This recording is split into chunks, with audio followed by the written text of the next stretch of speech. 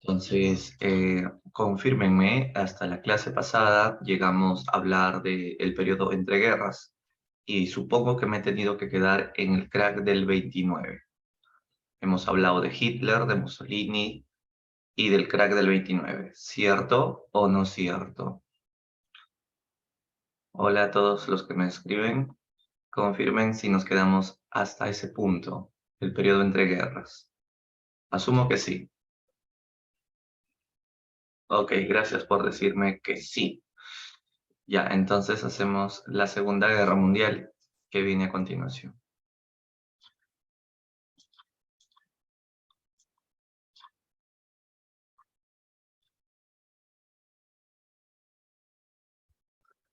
Bien, ¿por qué estalla la Segunda Guerra Mundial? La Segunda Guerra Mundial, a diferencia de la primera, se caracteriza principalmente en un deseo de venganza, de revancha. Son los países que van a buscar reivindicación por la forma como los habían humillado en la Primera Guerra, sobre todo en el Tratado de Versalles. En este caso sería Alemania el que va a buscar vengarse de Francia y en realidad de todo el mundo. Igualmente Italia, la Italia de Mussolini, que quería volver a ser un imperio romano, ¿no? Como antaño.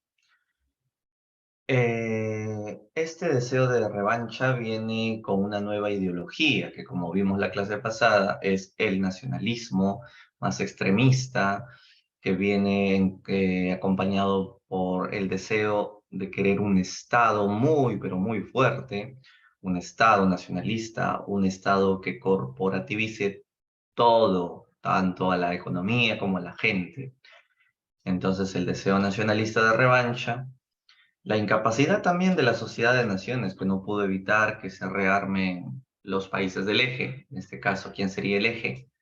El eje sería Roma, Berlín, Tokio, Alemania, Italia y Japón. Entonces, estos son los países que buscarán venganza. La guerra se inicia cuando Hitler ocupa Polonia. Entonces, la ocupación de Polonia marca el inicio de la guerra.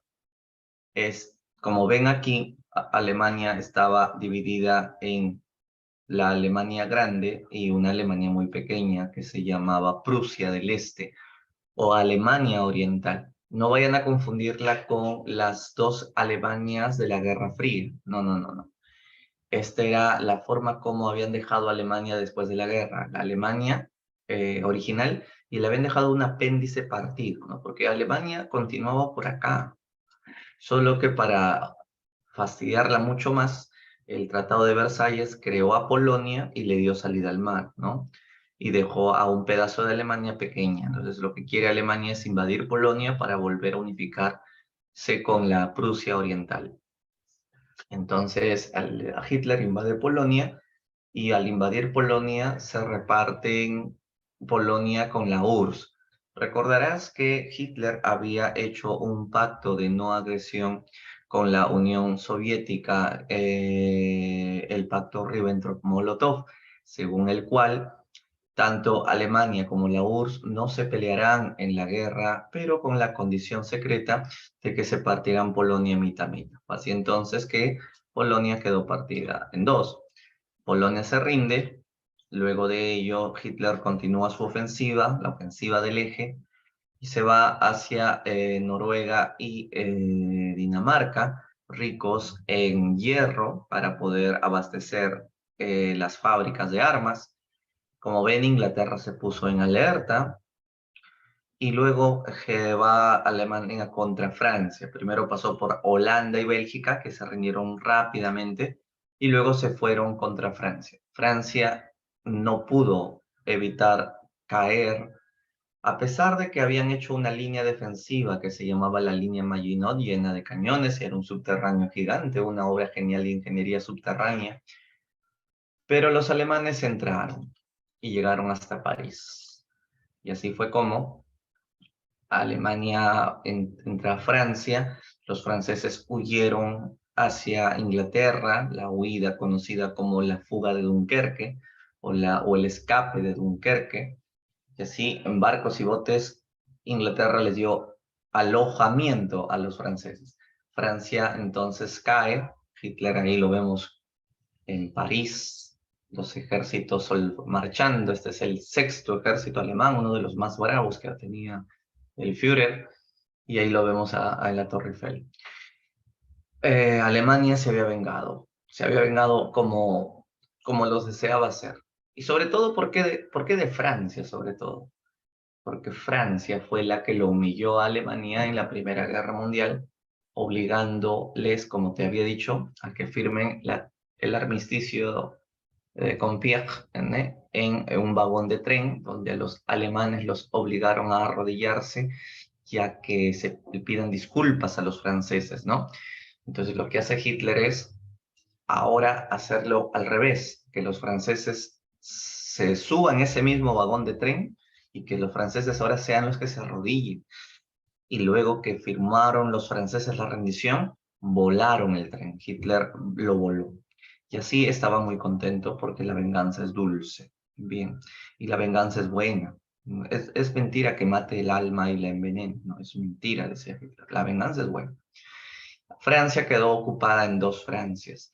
La Francia del Norte, ocupada por Alemania, y una Francia que no fue ocupada por Alemania, la Francia Libre. Esta Francia Libre fue la que tuvo como líder de la resistencia a Charles de Gaulle, que era, digamos, un Cáceres, ¿no? Para Perú, que resistió para que Alemania no entre a esa Francia Sur.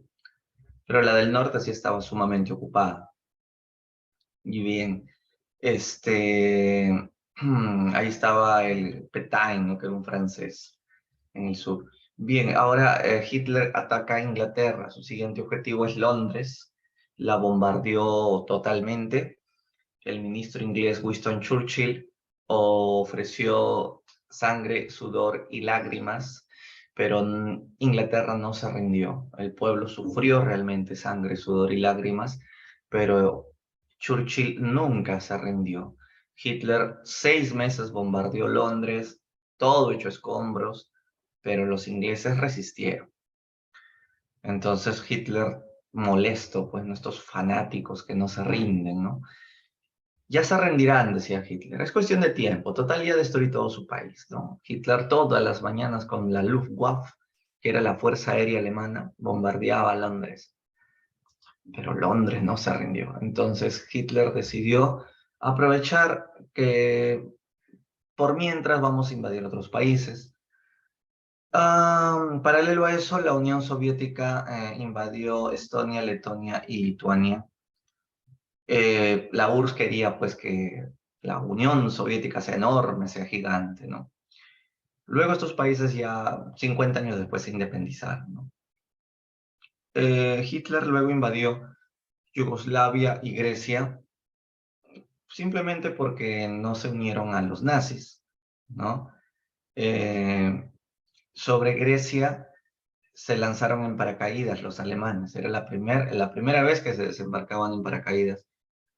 El segundo país del mundo que usó paracaídas fue el Perú, en la guerra contra Ecuador, ¿no? Donde se inmoló Quiñones. Bueno, Quiñones no se lanzó en paracaídas, pero los demás soldados sí.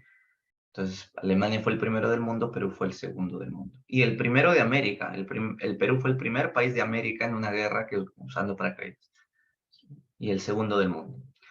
Luego Hitler, como pues estaba en su gran ofensiva, ahora tenía ganas de invadir a Rusia.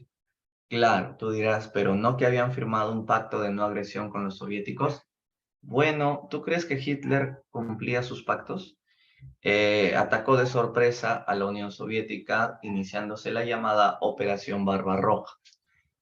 Stalin, el líder soviético, ordenó a sus tropas que no peleen bien, sino que peleen mal. ¿Para qué? Para que Hitler avance, siga avanzando. Y así darle confianza a los alemanes de que los rusos están muriendo, no están peleando bien. Entonces, Stalin no usó su fuerza total todavía. Dejaba que los rusos más débiles vayan al frente de batalla. Los alemanes ganaban, seguían avanzando. Y así fue como querían llegar hasta Moscú. Sin embargo, demoraron un poco en llegar hasta Moscú porque Hitler ordena que doblen hacia Kiev, la capital actual de Ucrania, que en ese entonces obvio que era soviética, para abastecerse de acero y hierro, pero luego dar la vuelta e irse a Moscú. Demoraron 3 meses en dar la vuelta y luego continuar la marcha a Moscú, y ahí es donde empieza el invierno. Entonces, cuando el invierno empezó, les cayó su noche a los alemanes. Los rusos aparecieron bien abrigados, como vemos acá, con sus trajes siberianos y con sus esquís encima, y le dieron paliza a los nazis. Y la causa, Diego, es porque Suiza era un país neutral. Justamente Suiza era como decir la ONU en esa época, porque ahí es donde se firmaban las treguas y los tratados mundialmente después de un conflicto. Claro. Ginebra, ¿no? El lugar donde normalmente se firmaban acuerdos internacionales. Ya, entonces los rusos atacaron con su ejército siberiano y, y los alemanes pues empezaron a retroceder, y no solo por el ejército ruso, sino por el frío de 40 grados bajo cero, que los mató y los congeló totalmente. En el año 41, el 7 de diciembre, Japón invade la isla hawaiana de Pearl Harbor. Hawái era el 51 estado de los Estados Unidos. Ahí estaba una base norteamericana, Japón al mando del almirante Yamamoto, que obedeció las órdenes del emperador Hirohito, atacó Pearl Harbor. El presidente de los Estados Unidos, Franklin Roosevelt, declaró: nos han madrugado con los calzones abajo. O sea, nos atacaron a traición de madrugada. Declara la guerra a Alemania, Italia y a Japón. Entra Estados Unidos a la guerra. Mientras eso, Hitler ya empezaba la solución final, que era la deportación a los judíos a campos de concentración. Austria, Polonia, Alemania fueron lugares de campos de concentración. Entre Estados Unidos y Japón, ganó Estados Unidos los combates aéreos de Midway, Okinawa. Los pilotos japoneses eran malos pilotos. Los pilotos norteamericanos tenían mejor puntería para volar los aviones japoneses, a lo que se conoció como la cacería de patos, ¿no? Muy buena puntería.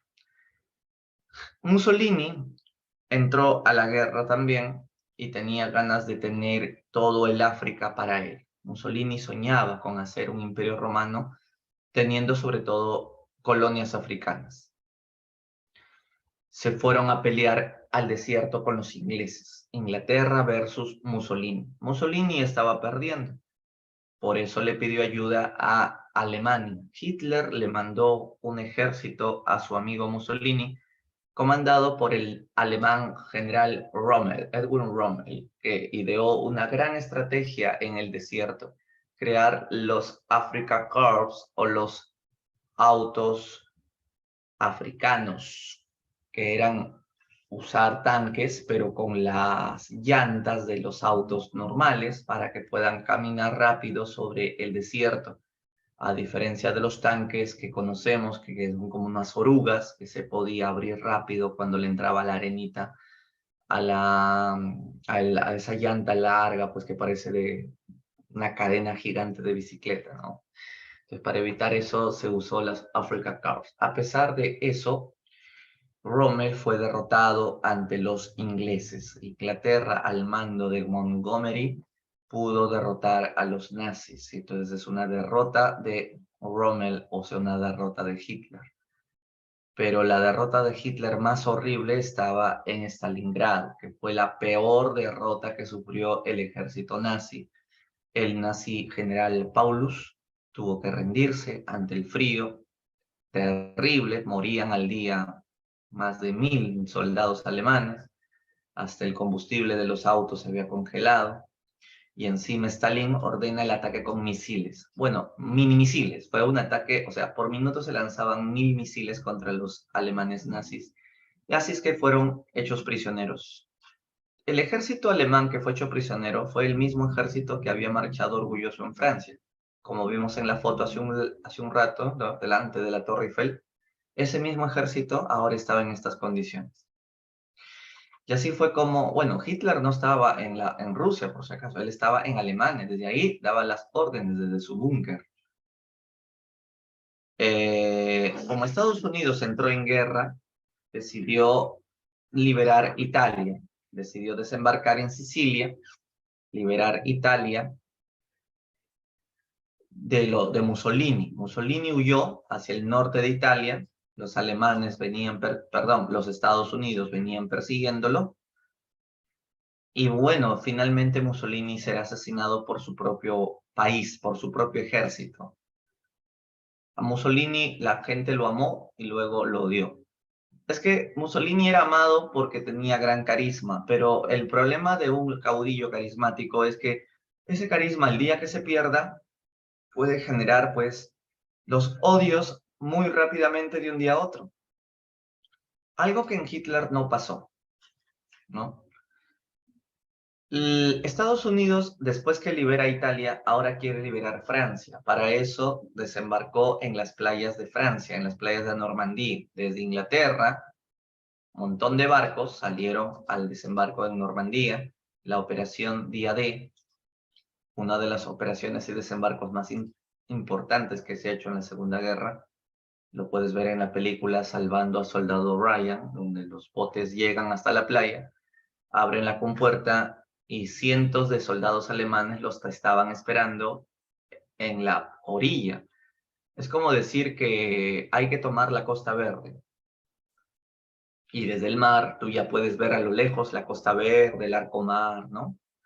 Y desde el Arcomar, desde arriba de la Costa Verde, hay miles de soldados alemanes que te están esperando. Entonces apenas desembarcan en las playas, van a morir y tienen que tomar la parte alta y liberar Francia. Y lo lograron los norteamericanos.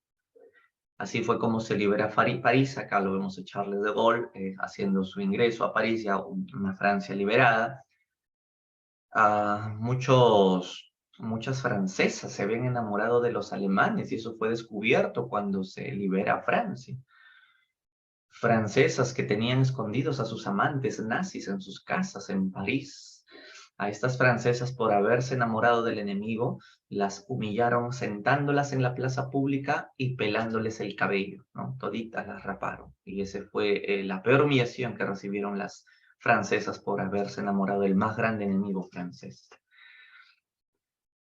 Los Estados Unidos continuaron su avance hacia Alemania. Los soviéticos también querían avanzar hacia Berlín. Estados Unidos y la Unión Soviética increíblemente se habían aliado para acabar con Hitler. Hitler había establecido una línea llamada la línea Cifrido, que no sirvió de mucho y los norteamericanos la rompieron. Ahora, ¿quién entrará primero a Berlín? ¿Estados Unidos o la Unión Soviética? Primero entraron los soviéticos. Los soviéticos entraron a Berlín, entraron de una manera muy cruel. Los soviéticos, hasta las abuelas eran ultrajadas, no respetaban a nadie. Gente civil con niños corriendo inocentes eran acribillados. Los rusos tenían la orden de no tener sentimientos con los alemanes, porque los alemanes no son humanos, los alemanes son animales, animales salvajes que hay que matar. Esa era la doctrina de los rusos contra los alemanes. Por eso es que Hitler deseaba que Estados Unidos entre a Berlín, porque al menos los norteamericanos defienden los derechos humanos, ¿no? Claro, te roban tus recursos, pero al menos son más humanos. En cambio, los rusos no, los rusos entraron de manera brutal para vengarse de la Alemania nazi. Entonces entraron, pusieron la bandera nazi, perdón, la bandera comunista en el techo del Reichstag, que era el parlamento alemán. Es en ese momento que Hitler en su búnker se suicida, ¿no? Ya habían matado incluso a Mussolini. Ahí está una escena terrible de Mussolini asesinado con su amante Claretta Petacci y luego los colgaron ¿no? Como si fueran tendedero de ropa y los exhibieron así los cadáveres en Italia. A Hitler se mata y bueno, la guerra, supongamos, había terminado, pero en realidad no había terminado porque, bueno, encontraron el terrible holocausto judío. Hitler se había empecinado en eliminar a toda la población judía mundial, campos de concentración en Auschwitz, ¿no? En Polonia había muchos también. Fue terrible cómo se ensañó Hitler con una población, 6 millones de judíos muertos. Japón no quería rendirse, entonces bombardearon Tokio, pero a pesar de eso Japón no quería rendirse. Los japoneses atacaban con los kamikaze, que eran aviones suicidas. Pilotos japoneses preferían matarse estrellando su avión contra los barcos norteamericanos y morir por el emperador era un honor. Por eso era bien difícil pelear contra el soldado japonés, porque el soldado norteamericano quiere ir a la guerra, matar y regresar vivo a casa para ver a su familia y a sus hijas. Pero el soldado japonés no quiere regresar vivo a casa, él quiere ir a la guerra hasta morir. Y es bien difícil pelear con un ejército que lucha hasta la muerte. Por eso es que como Japón no se rendía, el presidente Truman decidió que el final estaba cerca y que iba a caer desde el cielo ese final en forma de hongo. El proyecto Manhattan de la bomba atómica fue ideado por el judío Albert Einstein y el presidente Truman ordena el bombardeo en Hiroshima y 2 días después en Nagasaki. Murieron al instante nomás 2.000 personas. Se desintegraron sus cuerpos, hicieron ceniza de un instante a otro. Los que sobrevivieron quedaron con los efectos de la radiación. Otros podían ser vistos así sentados, pero no se movían. Y cuando te dabas cuenta ya había muerto y estaba con los ojos llenos de materia que le había salido por los oídos, todo por el impacto. Fueron 500 toneladas de plutonio lo que tiraron en Hiroshima y Nagasaki. Fue entonces ahí que el emperador japonés Hirohito, que nunca se había rendido hasta ese momento, decidió rendirse, diciendo por radio que tenemos que hacerlo porque si no la humanidad corre peligro que desaparezca. Y así fue como Japón se rindió por fin en el barco Missouri y con la derrota de Japón la guerra había terminado. Era momento de reconstruir el mundo. 65 millones de muertos dejó esta guerra. Los alemanes nazis que habían sobrevivido eran altos jerarcas, fueron llevados a un juicio, el juicio de Nuremberg, en donde se les hizo un juicio y fueron sentenciados, muchos de ellos a cadena perpetua, otros pocos a la silla eléctrica o a la horca, porque ya sus casos eran muy graves, otros a 25 años. Pero este juicio marca un precedente de que tú no puedes estar matando porque recibes órdenes de alguien. En este caso, ¿quién ordenaba que mates a los judíos y a los demás? Hitler. Si tú sabes que matar está mal, a pesar de que tu superior te dio la orden, tú sabes que matar está mal. Entonces,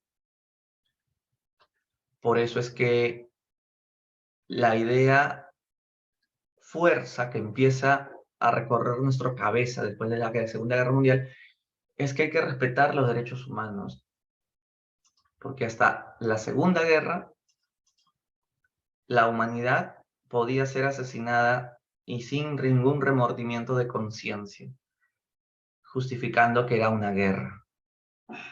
Pero los judíos no estaban en guerra, eran un pueblo inocente. Muy bien. Algunos nazis incluso huyeron a la Argentina. Eso es muy interesante. Los argentinos aceptaron gran cantidad de nazis para que puedan escapar. Es más, se dice que Hitler nunca se suicida, sino que eso fue un pretexto para que tenga un salvoconducto y pueda escapar a la Argentina. Estados Unidos habría ayudado a Hitler a huir de su búnker entre los subterráneos, tomar un barco y secretamente lo lleven a la Argentina. Que Hitler recién muere en 1986 de viejo en Argentina. La prueba de ello es que se encontró la casa donde estaba viviendo Hitler en Argentina, que tenía el símbolo nazi abandonado en la Patagonia, para que nadie dé con el paradero de su casa, en pleno bosque. Entonces, si esto fuera cierto, sería pues uno de los máximos secretos guardados de la Segunda Guerra. ¿Y sabes por qué a Estados Unidos le ayudó a escapar a Hitler? A cambio de que Hitler le regale a Estados Unidos todos los secretos de las armas que tenían los ingenieros alemanes. Alemania también tenía grandes ingenieros, entonces Estados Unidos habría querido toda esa información, todos esos avances científicos que tenían los ingenieros alemanes, porque como Estados Unidos sabía que ahora se nos venía la Guerra Fría con la URSS, Estados Unidos querría ese armamento o esos planos o esos estudios para poder tener mejor armamento nuclear que la Unión Soviética. Es muy interesante si esto fuera cierto, pero siempre va a quedar en el misterio o uno de los tantos misterios que tiene la historia. La otra consecuencia entonces fue que una nueva guerra se asomará entre Estados Unidos y la URSS, que menos mal que nunca estalló y quedó en Guerra Fría. Y también se creó las Naciones Unidas. La guerra había terminado. Lo que viene a continuación es, ya entramos a la Guerra Fría entonces.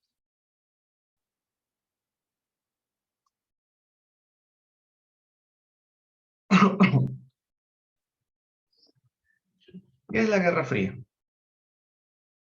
Se le conoce como Guerra Fría a la época que duró entre el año 45 al 91, en la que el mundo va a estar dividido en dos bloques. El mundo se va a polarizar en dos. O sea, va a haber una bipolaridad. El bloque capitalista y el bloque comunista. Esta guerra nunca estalló, porque si hubiese estallado, el mundo no existiría, ya que tenían armas nucleares mucho más poderosas que las bombas atómicas. Eran bombas H, bombas de hidrógeno. Si una bomba atómica te destruye una ciudad, una bomba de hidrógeno te destruye un país entero. Entonces, si bien esta guerra no estalló, sí hubo guerras entre los países pequeños que eran parte del bloque de cada grupo. Por ejemplo, guerra de Corea. Corea del Norte estaba con el comunismo y Corea del Sur con el capitalismo. Entonces, sí van a haber guerras, pero pequeñas. Pero la guerra de los más poderosos no va a estallar. ¿Por qué se tienen odio Estados Unidos y la URSS? ¿Cuáles son sus diferencias? Claro, la de Vietnam también. Sus diferencias principales es que el capitalismo es la mejor alternativa para ser feliz. Para la URSS lo es el comunismo. Vamos a ver, ¿quién es mejor, el capitalismo o el comunismo? Según Estados Unidos, el capitalismo es mejor. ¿Por qué? Porque el capitalismo te permite que tengas dinero y con el dinero disfrutas la vida y vives cómodamente.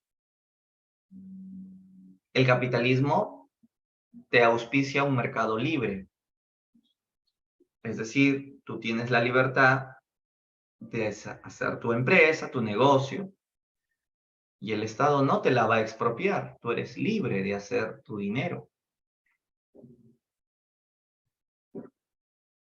Estados Unidos defiende la libertad también en lo político, porque defiende la democracia. La democracia es un síntoma de libertad.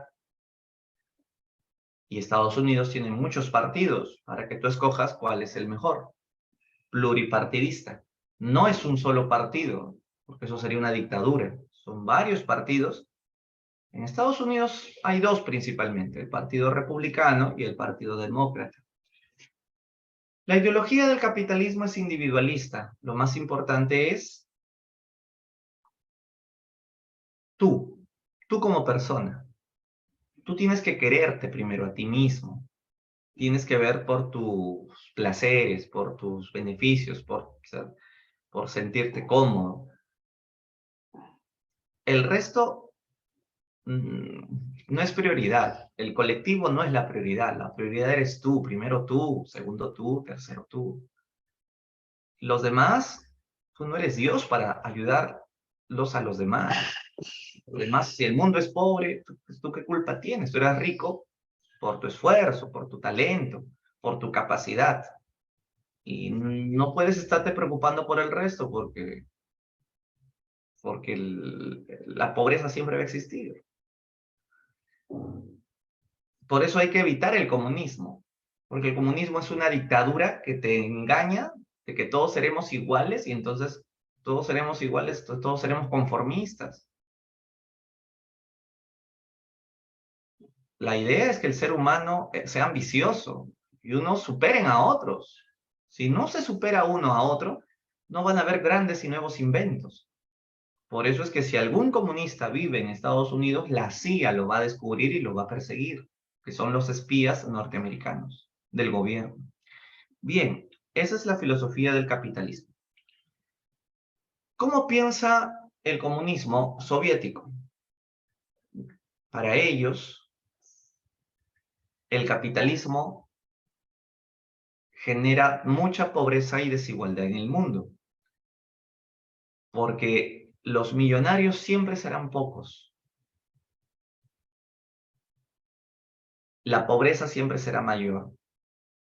El sueño de la URSS es que todo el mundo tenga igualdad, que no haya capitalistas, que no haya propiedad privada, que sea el Estado quien reparta a todos las riquezas del país. El Estado, de manera justa e igualitaria, va a entregarte tu comida, tu ropa, todo. El Estado es el que tiene todo el poder para hacer la justa redistribución. Nada que tú mereces más y el otro menos. No, todos iguales. Y así no habrá pobreza. Como esta ideología es todopoderosa, vamos a decir, porque los comunistas creen que es la única gran verdad, no necesita que existan otras ideologías que te puedan seducir o convencer. Por lo tanto, la URSS propone que solo haya un solo partido, que será el Partido Comunista de la Unión Soviética. Y su idea es siempre ayudar a todos, no ser egoísta ni individualista como los capitalistas que solo piensan en dinero y en disfrutar la vida, irse de viaje mientras tanta gente está sufriendo. Si hay algún capitalista infiltrado en la URSS, la KGB serán los que espíen y los eliminen. Así como existe la CIA en Estados Unidos, la KGB existe en la URSS, con la inteligencia. Aquí en el Perú se llamaba el Servicio de Inteligencia Nacional de Vladimiro Montesinos, ¿no? Claro, la URSS es la KGB. Bien. Para los soviéticos entonces, el capitalismo es una porquería porque es irracional. Tú vales no por tu corazón, no por pensar en el prójimo. Tú vales por el dinero que tienes. Tanto ganas, tanto vales. ¿En qué trabajas? Ah, ya, sí quiero salir contigo. Ah, ¿eres mototaxista? No, jamás estaría en una relación contigo, pobre diablo cholo. De tanto ganas, tanto vales. El capitalismo es irracional porque no te importa destruir el mundo con tal de que tú tengas tu dinero. No te importa destruir todos los árboles de Brasil, contaminar el medio ambiente con tus fábricas y tus chimeneas industriales, generar más anhídrido carbónico. No te importa el derretimiento de los glaciares. Porque si tú paras tus industrias para frenar el calentamiento global, entonces ya no vas a tener más millones. Y de hecho que tú ya eres millonario, pero tú quieres más. Y no te importa traerte abajo el clima. El capitalismo es insensible porque toda la comida que tiene fecha de vencimiento, las empresas prefieren botarlas a la basura en vez de regalarlo a los pobres. Por ejemplo, cuando vence la leche, todavía la puedes tomar. No es que ya del día siguiente ya se malogró, no. Hay productos que todavía se pueden beber, pero cuando ya se venció la fecha y ha quedado en el almacén, todo se destroza, se tira al desagüe. Cuando hay tanta gente que podría recibir el regalo, pero no se lo dan. Porque después toda la humanidad va a querer también tener y eso no le conviene al capitalismo. Nada se regala en esta vida, todo es dinero. Por eso es que hay limusinas para ricos, combis para pobres, escuelas pitucas para ricos, escuelitas trunchas para pobres, cementerios lujosos para ricos, cerros fúnebres para pobres. El capitalismo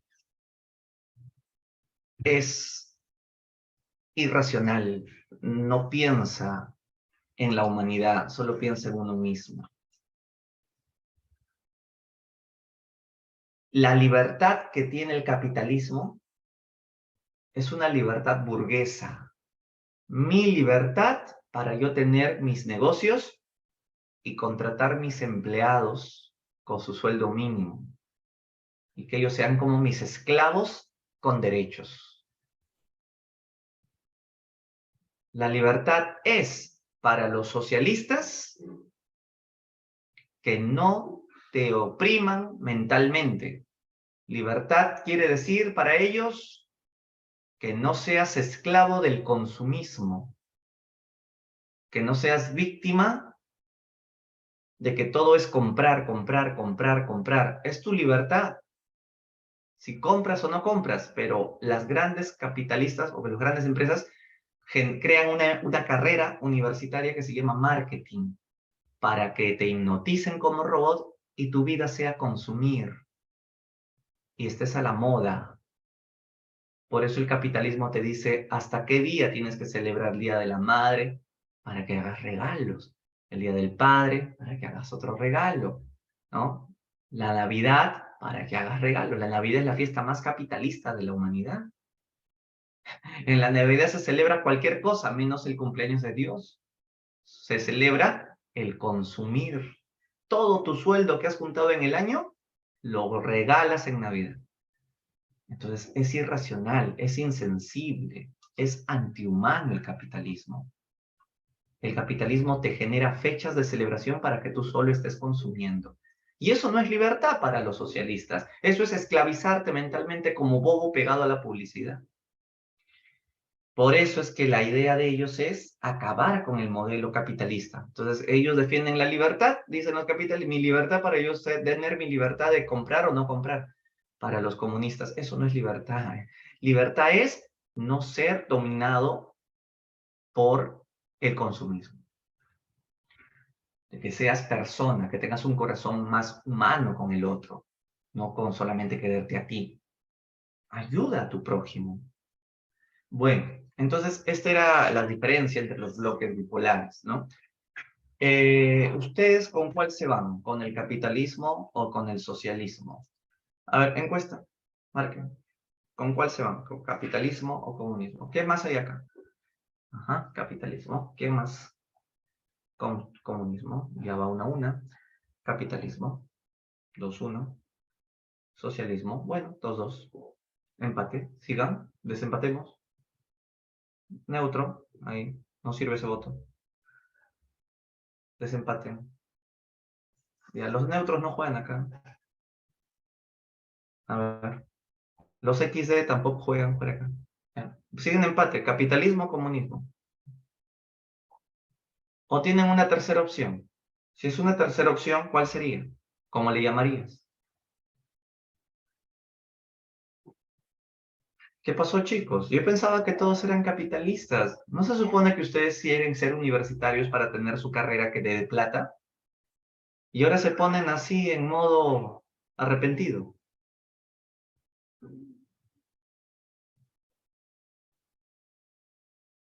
¿Cuál bando, Gabriel? Para mí, yo no soy nada. Yo no soy ni capitalista ni comunista. Yo soy el que te estoy dando las dos ideas. A ver, ¿tú qué eres? ¿Ah? Bien, Linares, vive el capitalismo. Que mueran los pobres. Chévere. Quiero plata para mi fundación de animales. Claro. Entonces, ¿qué eres? ¿Capitalista o comunista? Mejor dime que soy animalista. Ya es una mejor salida, ¿no? Ya, entonces, ¿por qué les ha dado la depre? Mi pregunta no genera depre, ¿o sí?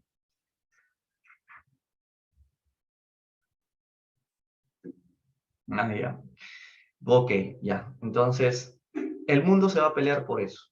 Vamos a ver ahora cómo empieza la Guerra Fría. Eh, durante la Segunda Guerra, ya mejor dicho, para el último año de la guerra, en el año 45, se va a dar la conferencia de Yalta. En la conferencia de Yalta se acuerda la partición de Alemania y la partición de Corea. Pero en ese mismo año se reúnen nuevamente en la conferencia de Potsdam y se hace efectivo la partición de Alemania. En Yalta se reunió Churchill, Roosevelt y Stalin. Pero en Potsdam, Roosevelt muere y lo reemplaza Truman. Truman fue el que estuvo en reemplazo de Roosevelt. El que estás viendo en la imagen es Roosevelt. Churchill el gordito y Stalin el cara de rojo, ¿no? Bien, entonces, hasta aquí, la Guerra Fría es este enfrentamiento, como ya les dije, indirecto, porque nunca hubo un enfrentamiento nuclear directo, aunque ya se estaba pensando que si es que empieza la Tercera Guerra, Estados Unidos había creado un Congreso subterráneo para evitar que la radiación del espacio mate a los que vivirían dentro del Congreso norteamericano y aguantar más o menos 20 años de vida bajo la Tierra en un invierno nuclear. Ya habían establecido toda su comida deshidratada, incluso habían creado hornos especiales para quemar a los congresistas que en su claustrofobia quisieran abrir y salir afuera, ¿no? A la atmósfera. No, para que se calme, mejor ya le metemos su diazepam, se duerme y al horno de frente para que no sea una incomodidad pestilente, ¿no? Todo eso habían planeado, porque incluso se vendían búnkers. Las casas se vendían con unos cuartos muy subterráneos para soportar las bombas y la guerra nuclear que podría empezar. Entonces, todo lo estaban preparando. Pero menos mal que no estalló. Representa el comunismo dividiendo el mundo en dos grandes bloques. Ya, todo esto yo lo conté, se hicieron dos conferencias, esto dije, ¿no? Lo de Yalta y la de Potsdam, en donde se acuerda la división de Alemania y de Corea, y en Potsdam se hace efectivo dicha partición de Alemania. Entonces la Guerra Fría es esta rivalidad, pero no solo es una rivalidad militar, también es ideológica. ¿Dónde se vive mejor? ¿Quién se recupera mejor de la guerra? ¿Quién tiene un modelo económico más exitoso? ¿El capitalismo, el comunismo? Es ideológico, es político, porque también se trata del poder, de que mi país quiere más, por ser más poderoso que el otro. Es una rivalidad económica. Incluso podemos decir que es una rivalidad propagandística, porque sacaban propagandas que el capitalismo te da un Kentucky y una hamburguesa. El comunismo te da represión. Es una dictadura. No te dejes engañar con esa idea de la igualdad. Todo comunismo es una dictadura que reprime a los que quieran tener libertad. Para los comunistas, más bien el capitalismo es una dictadura, porque te mata de hambre lentamente. El capitalismo es una dictadura, dicen los rojos, porque como va a haber desigualdad, y lo peor, es una desigualdad donde el capitalismo dice que no tiene la culpa la tiene el pobre por morir de hambre. cuando la culpa, según los comunistas, la tiene el capitalismo por haber explotado a esa humanidad para que uno se enriquezca. Entonces, es una dictadura más despiadada que el comunismo, porque es una dictadura capitalista que te mata de hambre y ni siquiera te enteras que ellos fueron los culpables. Son más hipócritas, ¿no? Entonces, por eso es que también hay publicidad en ese sentido. Había una gran cantidad de la publicidad, principalmente me recuerdo los panfletos de, contra los rojos. ¿Así? ¿Qué panfletos? A los que, seguro es que Gabriel se iba a la marcha contra Castillo, ¿no? Claro, ahí estaba, ¿no? Contra los rojos, ¿no? Eso, Gabriel era parte de la resistencia, seguro, esos más que iban a las marchas, ¿no? Y con su bandera del fascismo español se iban todavía, ¿no? Esos medios raros, esa gente de Miraflores, San Isidro, pues, ¿no? Esa gente de la ultraderecha. Ya, entonces sí, también había una guerra publicitaria. El mundo es bipolar, como ya les dije. Incluso Churchill dijo que en este mundo se está cocinando un telón de acero, o sea que el mundo está dividido en una cortina de hierro o telón de acero. Y hay carrera armamentista, nuclear y espacial también. Bien. Estados Unidos, al ver que Europa había quedado muy pobre y muy destruida, decidió ayudarla a través del Plan Marshall. Con el Plan Marshall, Estados Unidos promete darle muchos millones de dólares para la reconstrucción de Europa. ¿Por qué lo hizo? Estados Unidos decidió ayudar a Europa en su reconstrucción para que los europeos no se vuelvan comunistas, porque si Europa no la ayudan, será pobre, y si es pobre es más fácil que abrace el comunismo. El mismo presidente Truman había dado la doctrina Truman. Doctrina Truman es el anuncio de que va a contener el avance del comunismo. O sea, Truman dio en una conferencia de prensa el anuncio: he decidido frenar y contener el avance del comunismo.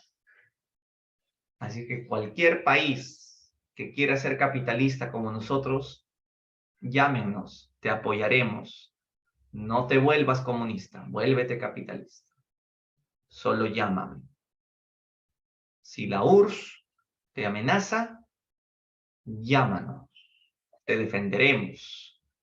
Si el comunismo toca tu puerta, no le abras, llámanos, te apoyaremos. Si el comunismo te invita a ser parte del bloque oriental, no aceptes, llámanos, estaremos a tu lado, pero llámanos, no lo olvides, llama ahora, llama ya. Fue así entonces como la doctrina Truman anunció formalmente que frenará todo tipo de avance comunista. Y el Plan Marshall, como dije, es la ayuda económica que brindará a los países europeos. Por supuesto, estos países europeos quedarán endeudados con Estados Unidos. Y eso es bueno, porque Estados Unidos con eso que está demostrando, confirmado, yo soy la primera potencia mundial porque yo les estoy ayudando a estos pobres países europeos que están hasta el queso. ¿Cómo es la vida, no? Antes Europa era las potencias mundiales. Estados Unidos no pintaba nada. Fue después de las dos guerras que Estados Unidos se repunta. Por otro lado, los soviéticos. Primero vamos a hablar de todo el bloque capitalista, mejor. Por otro lado, Estados Unidos también creó un bloque militar que se llama la OTAN. La OTAN, que es el bloque militar conformado por todos los países capitalistas, bueno, Estados Unidos, España, Francia, Inglaterra, ¿no? Que van a ser, en caso de una tercera guerra, ellos son los países que van a luchar contra el otro bloque. Ese sería, entonces, los tres grandes puntos que hace Estados Unidos, tres puntos norteamericanos. Uno, la doctrina Truman, que como dije, anuncia que contendrá el comunismo. El Plan Marshall será la ayuda económica de Estados Unidos a los países europeos para que se reconstruya. Y la OTAN, que es la Organización del Tratado Atlántico Norte, en otras palabras, es un bloque militar, ¿no? Bien. Por el lado soviético, ¿cómo era la cosa? Por el lado soviético, así como existió la doctrina Truman, en el lado soviético van a responder aplicando la doctrina Hadanov. A ver, con J, lo voy a escribir. La doctrina Hadanov. ¿Qué es la doctrina Hadanov?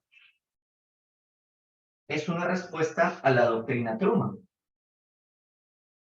en la cual se promete, la URSS, ¿no? Promete apoyar a los países comunistas, invitándolos a que se conviertan en países que sean grandes amigos de Moscú, o sea, de la URSS, para juntos luchar contra el capitalismo. Para lograr ello, la doctrina Hadanov creó esto, la Cominform.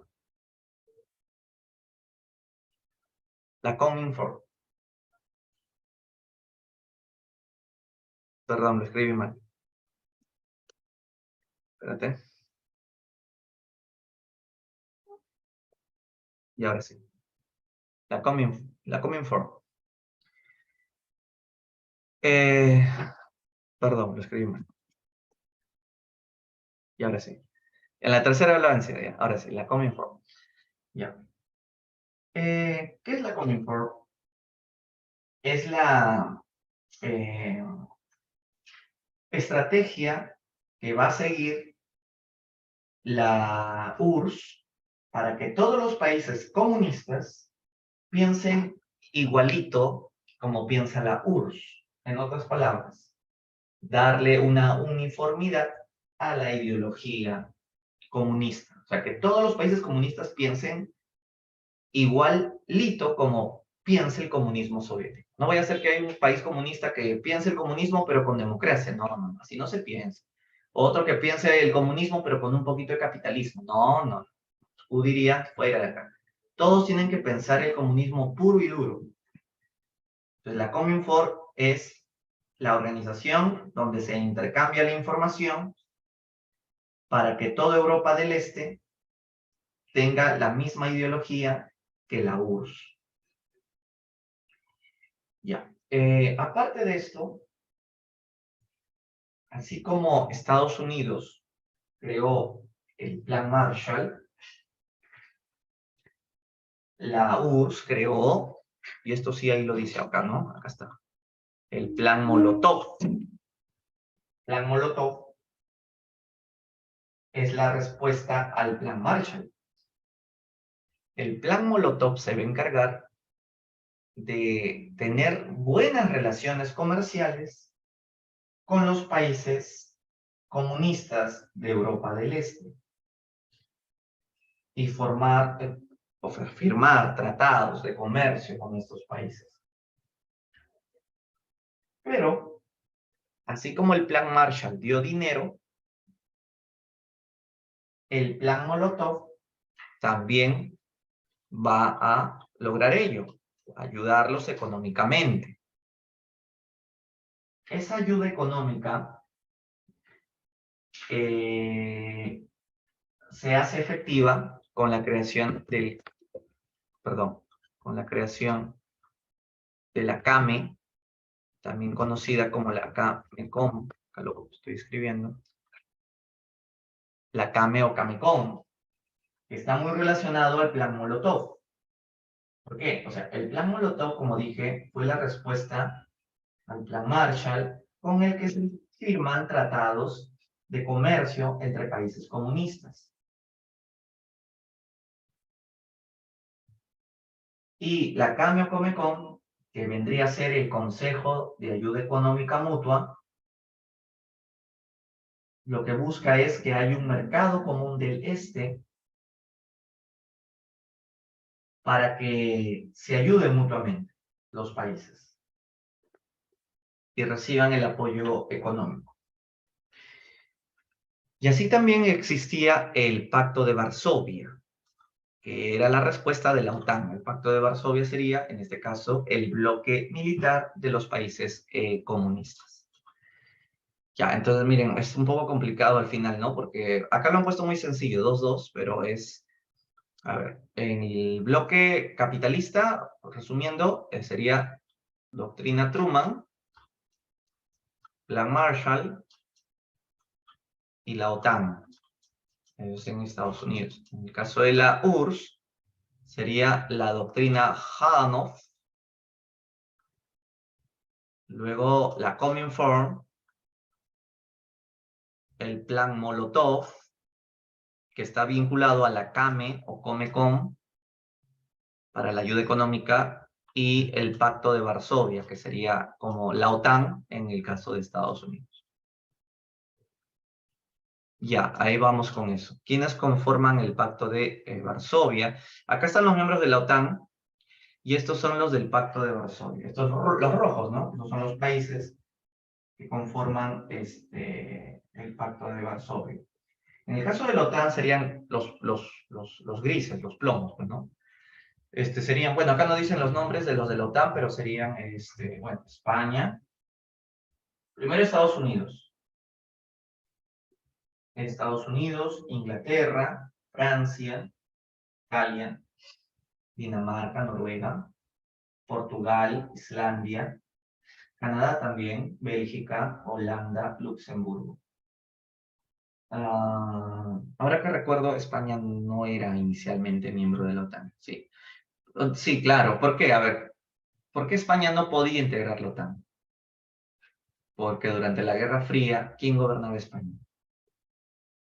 Lo gobernaba un fascista, Francisco Franco.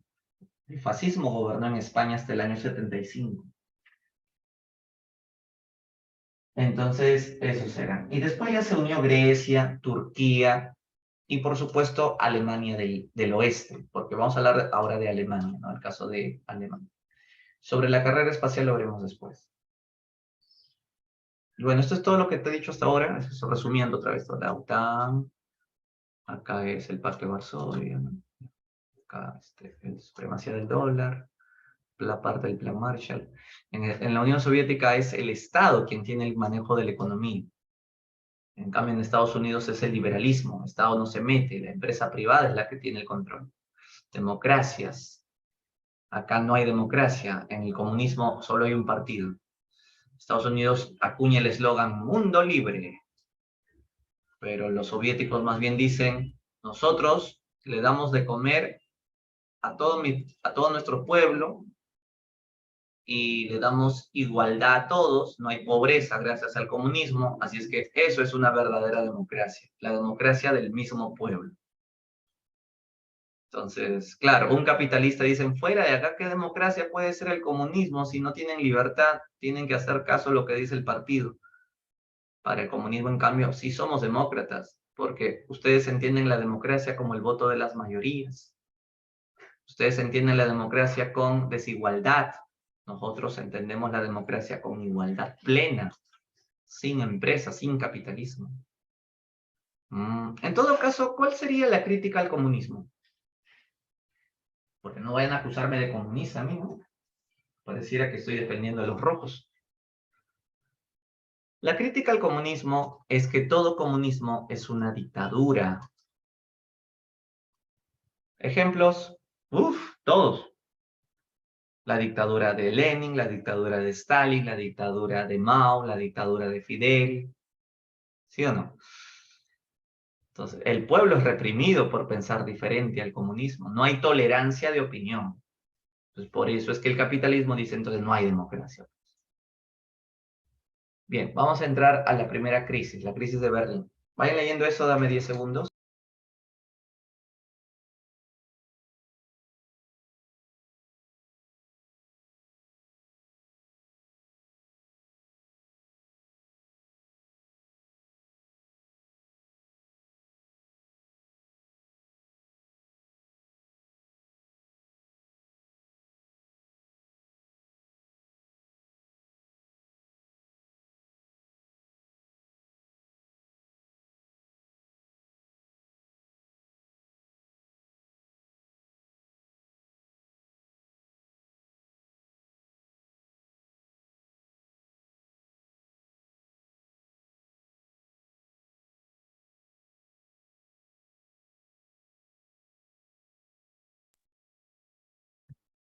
Ok, ya volví. Entonces, vamos a empezar con el primer problema que tuvo la Guerra Fría, que fue la crisis de Berlín.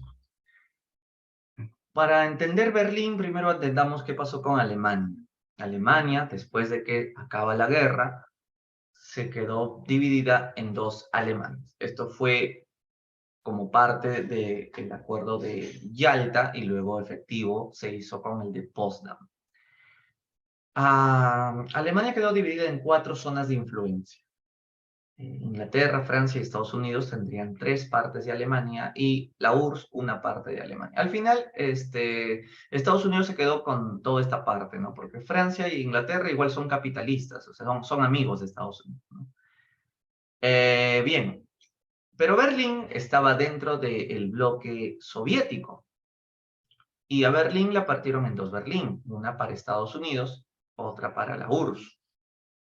Entonces, Estados Unidos, como tenía derecho a administrar a la Berlín Occidental, tenían una carretera para enviar el desarrollo. Entonces, en Berlín Occidental había trabajo, limusinas, tragamonedas, dólares, buenos sueldos, placeres, ducha caliente. Todo era lo máximo.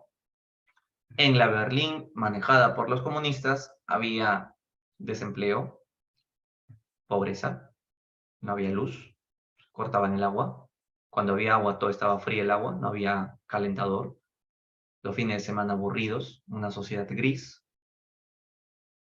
Por eso es que la URSS empezó a tenerle envidia a la otra Berlín. Y la URSS, en venganza, va a bloquear la carretera y va a poner un tanque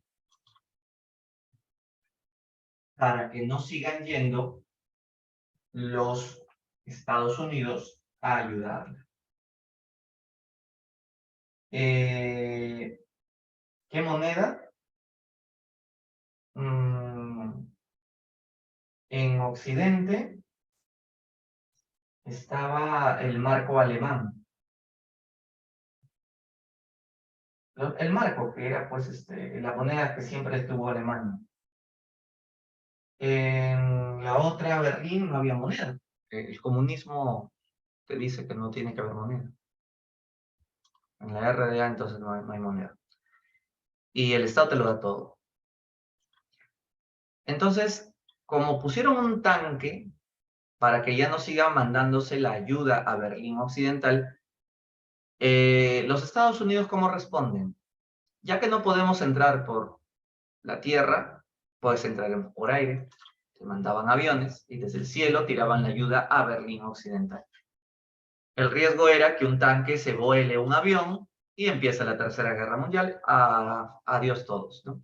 No llegó a nada, menos mal, en el año 49 se acordó que Alemania quedará formalmente partida en dos Alemanias. La República Federal Alemana, dirigida por Estados Unidos, y la República Democrática Alemana, que para los comunistas son demócratas, para los capitalistas no tienen nada de democrática esa Alemania, bueno, igual se le llama así.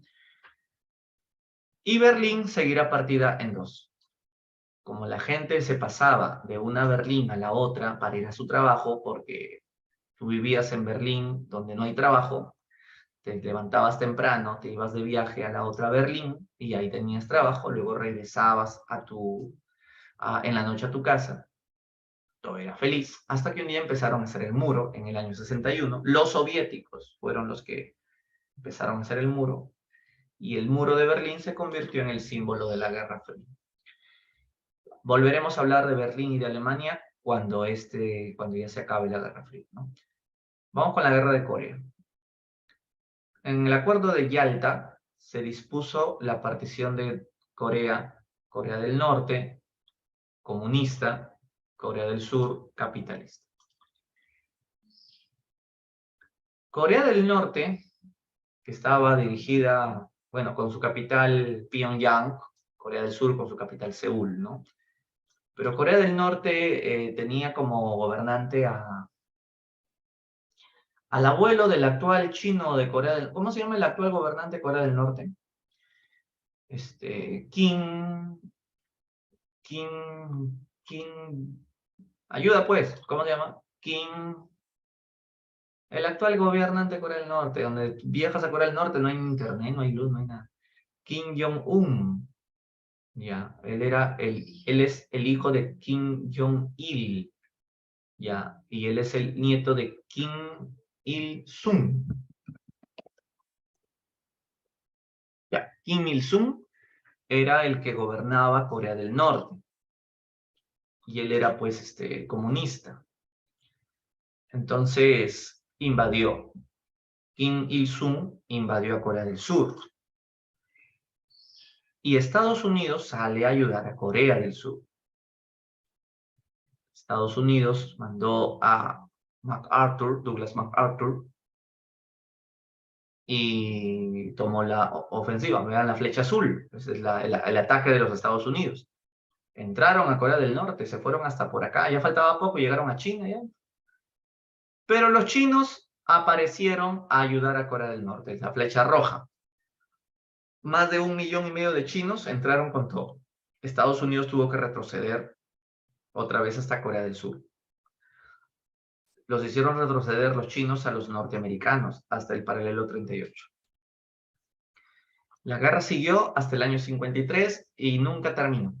Se firmó un armisticio, el de Panmunjom, y que hasta el día de hoy la guerra ha quedado en pausa. Entonces es una guerra que todavía no tiene un desenlace. Hace unos años atrás, hace no tanto, esos 5 años nomás, Corea del Norte tenía problemas con Corea del Sur, y Donald Trump ahí estaba ahí en roces con Kim, ¿no? Entonces sí, se mantiene todavía este conflicto.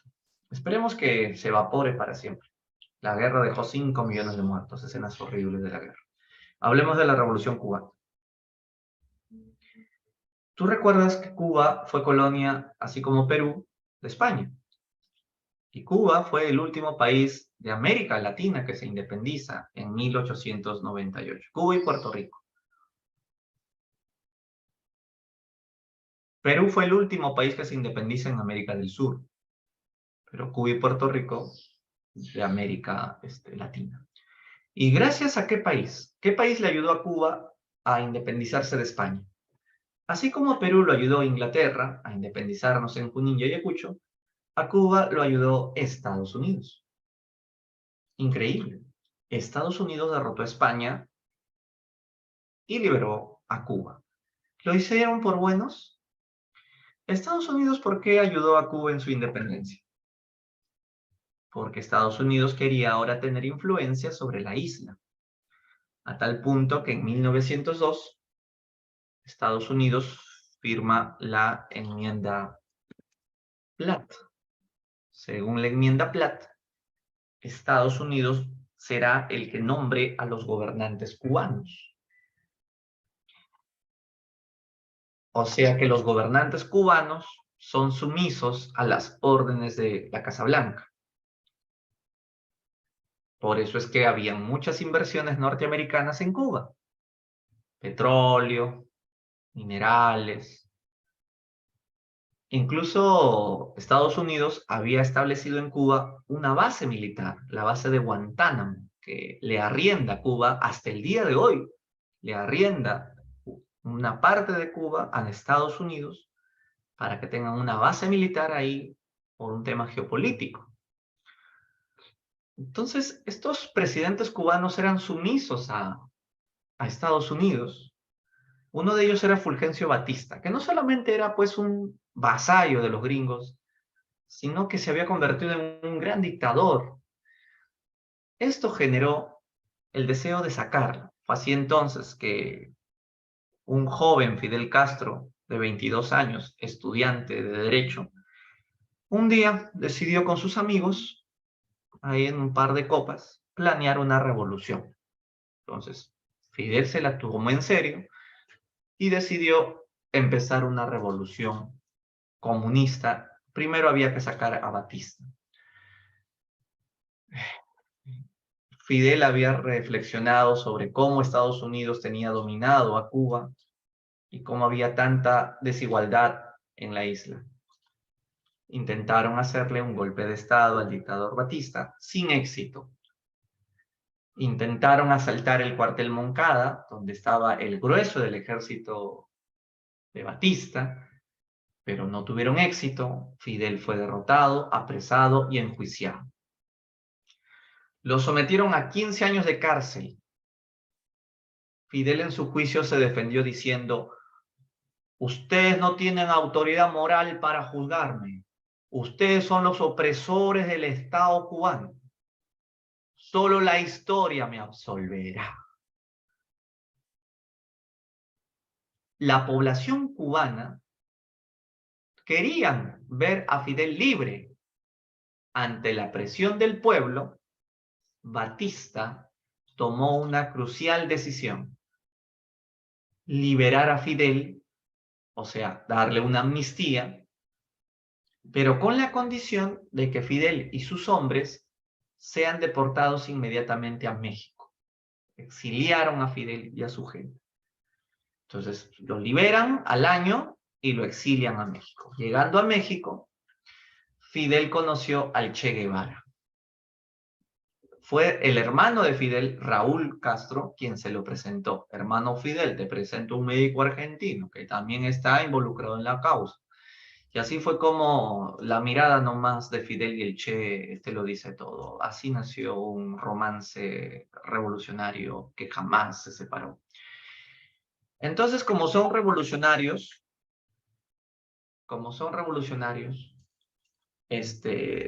Fidel decidió regresar a Cuba. O sea, estaban en México exiliados, pues regresaron, ¿no? Regresaron como todo revolucionario, ahora sí a votar a Batista. Pero no les fue bien. ¿Por qué?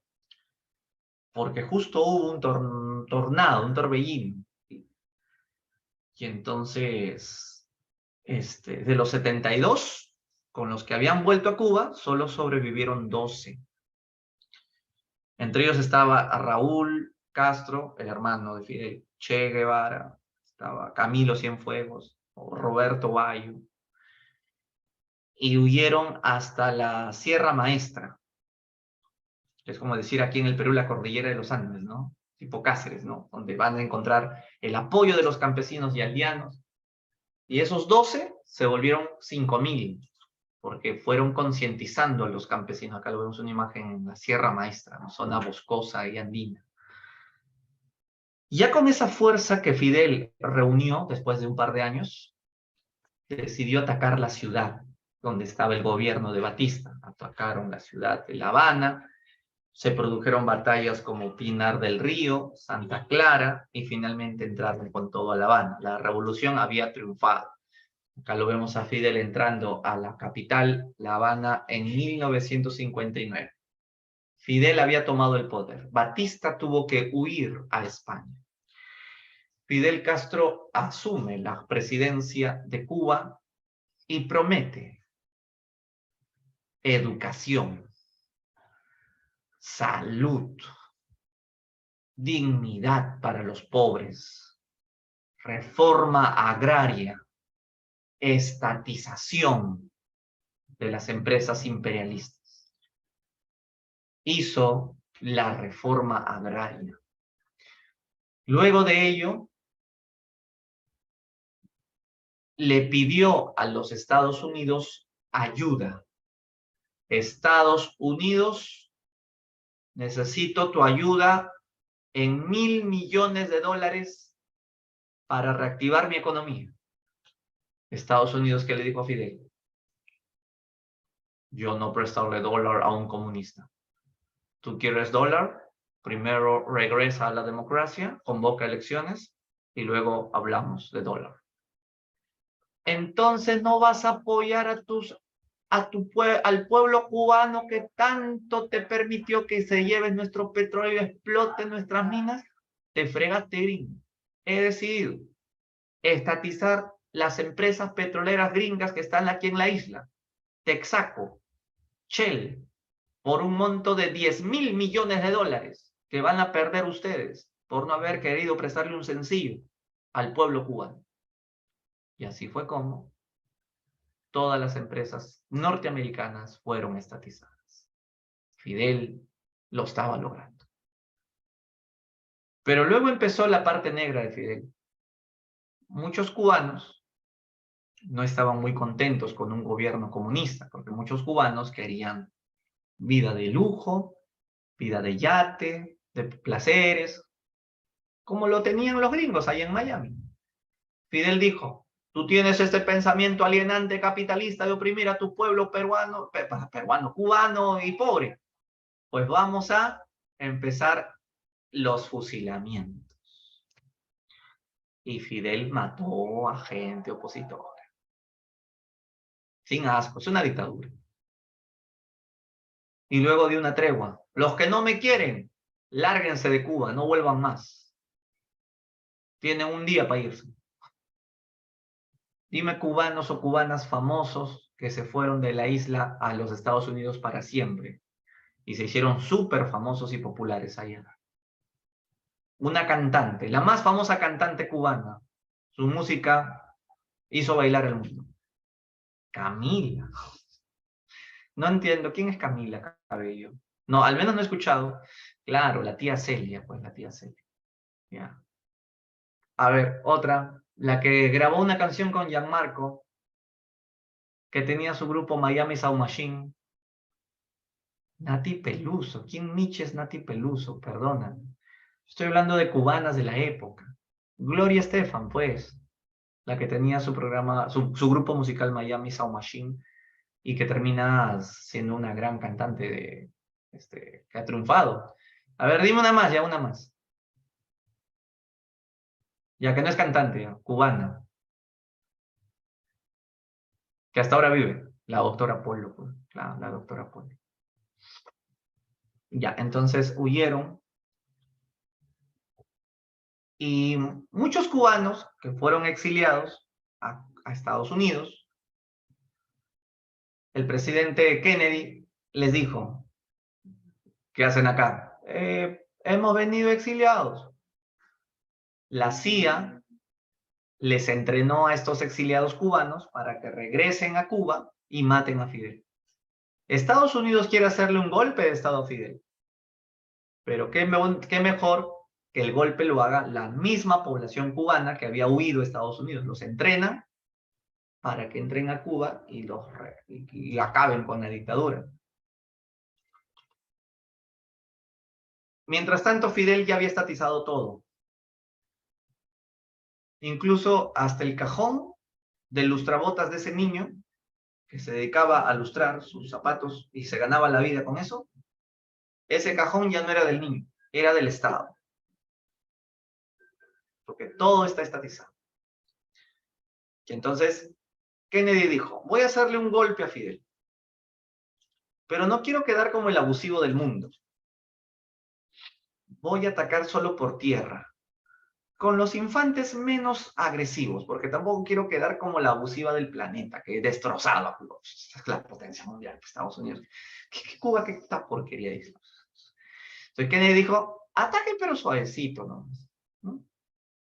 Pero Fidel, ¿cómo lo esperó? Atacó por mar, aire y tierra. Fidel dio un ataque contundente y lo derrota a Estados Unidos. Fidel Castro humilló a Kennedy cuando intentó desembarcar en la playa Girón, la bahía de Cochinos. Fue el intento de desembarco de las tropas norteamericanas con los exiliados cubanos, pero Fidel le dio una lección. Kennedy se quedó palteadazo. ¿Cómo pudo ser tan estúpido? Dijo Kennedy. Tenía que haber atacado sin piedad, con mis aviones los mejores, pero que como Kennedy pues era del Partido Demócrata, era más liberal ¿no?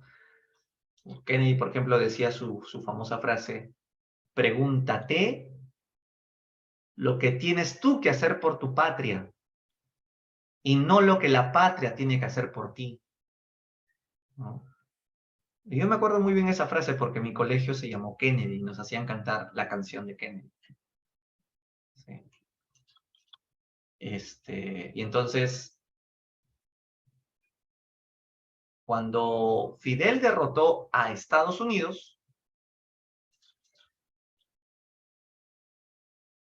la Unión Soviética, que estaba al mando de Nikita Khrushchev, le dijo a Cuba: si quieres yo te apoyar.